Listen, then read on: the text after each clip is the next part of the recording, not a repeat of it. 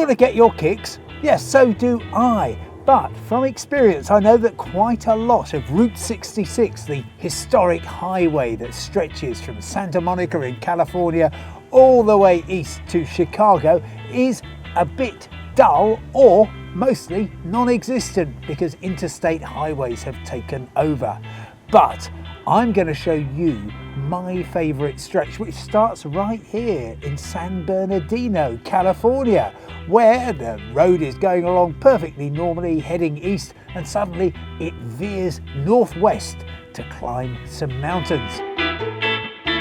But before that, let me show you to a great historic site just off Route 66.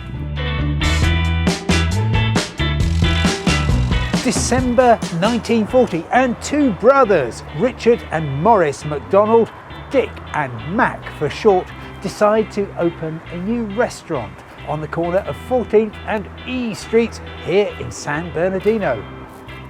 By 1948, the brothers had decided to simplify the business. They discovered that 80% of everything they were selling was hamburgers and fries. So they came up with something they called the Speedy Service System, allowing them to sell hamburgers at just 15 cents each. It was an instant success. A businessman named Ray Kroc saw the potential of industrializing fast food and made the brothers an offer they didn't refuse. The original McDonald's on this site was knocked down, but now it's become a shrine and a museum to the fast food revolution.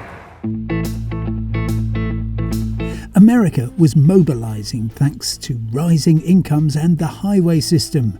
Ray Kroc applied production line techniques from the fast-growing motor industry, and across the nation, citizens took to McDonald's voraciously. Hollywood even made a film about the businessman called The Founder. Michael Keaton portrayed Ray Kroc, the man who transformed the diet of America and the world with a brand that's still thriving 80 years after Dick and Mac set up shop here. Time to hit the Mother Road, or the Main Street of America, just two nicknames for Route 66. It was born on the 11th of November 1926, connecting Lake Michigan with the Pacific Ocean.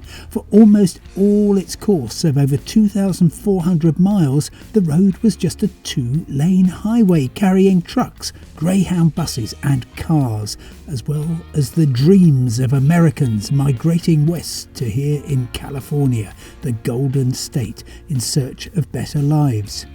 For most of its track, Route 66 stays well to the south of the United States, passing through St. Louis, Missouri, Tulsa, Oklahoma, and showing the way to Amarillo in Texas, followed by New Mexico and finally California.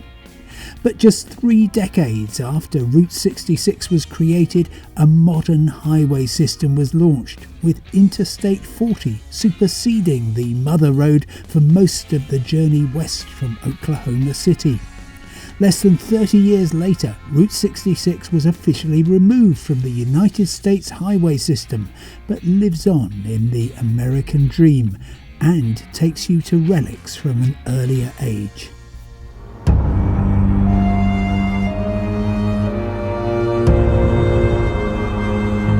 On the north side of the mountains is the town of Victorville, which plane spotters will know is the place that old aircraft are laid to rest. The official title is the Southern California Logistics Airport, but aviation insiders know that if the destination of a plane is shown as VCV, then it's not coming back for a while, if ever. The desert air of Victorville makes this an ideal location to store aircraft while their owners wait for the economic weather to improve. But with the slump in aviation that accompanied the coronavirus crisis, some of these planes won't ever welcome passengers on board again. Much of Route 66 won't be welcoming motorists again. The road is long past its peak, driven out by 8-lane freeways. but plenty of people are keeping the dream alive. Victorville is the location for the California Route 66 Museum, which tells the story of how a whole lot of trails, many of them dirt, across the country were bound together under the name Route 66 in 1926, and this would have been one of the first cars to drive along it, a 1917 Model T Ford. Delvin, a volunteer guide, told me what the road means to him and the US. To America, it's history, it's people traveling from the eastern part of America to the west. A lot of people traveled it during the time that it was an actual highway. You get a taste of what America is by traveling on it, I think. By the time the hippies were driving their VW vans to California, the interstates had started to replace important stretches of Route 66. But the importance of the mother road to the American story is on show here. After World War II, the late 40s into the 50s, people were able to travel a lot more, go on vacations, travel to Disneyland here in California.